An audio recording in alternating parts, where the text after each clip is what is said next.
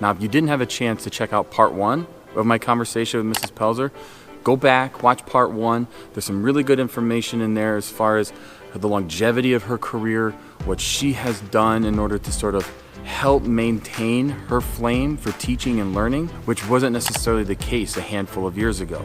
She was experiencing a little bit of that teacher disengagement. She wasn't feeling like she was being treated like a professional in her career anymore. And so it was a matter of some outside factors that were contributing to some of that. And I think that's so important because we, in education, have a lot of outside factors, a lot of variables that can influence our day-to-day routines, but could also begin to drive a wedge in between the why of what we get into education for and how we do it.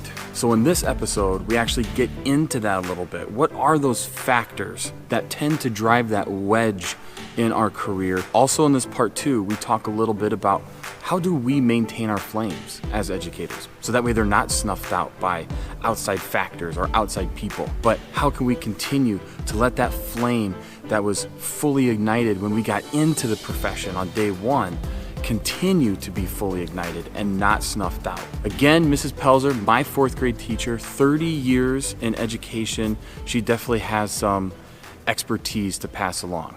Take a listen.